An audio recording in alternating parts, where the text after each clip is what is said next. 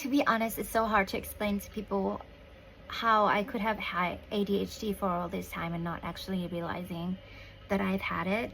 Clinically, they would call me the high functioning type of an ADHD and attentive person, because I've been able to live a relatively normal life, actually accomplished great things. Like, I mean, like, I perform well at school, I perform well at work, everybody thinks I'm like the model citizen or something.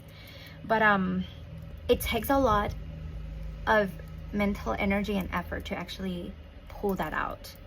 And I did it through survival logic and not actually my nature. People with ADHD, they do things because it means something to them. It's like it triggers them emotionally.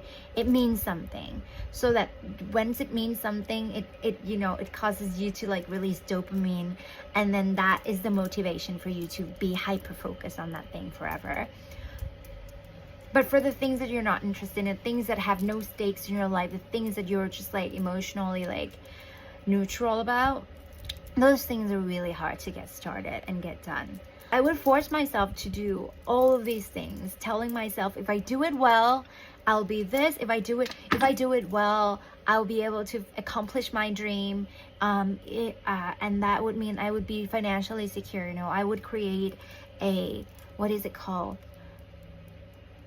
A reason for me to keep going with things that like I have no motivation to do. So basically, I threaten myself with like financial insecurity. I threaten myself with shame. I threaten myself with guilt.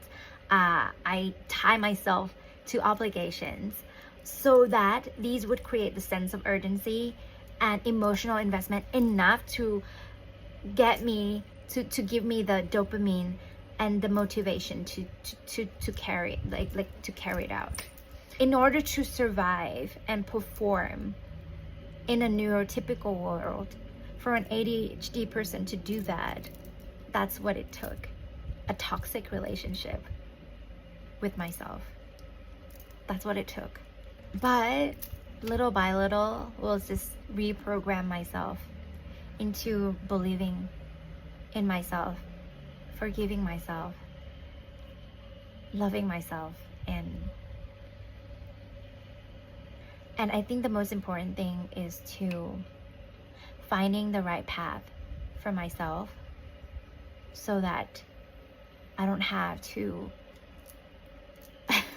kick myself just to, get things done again.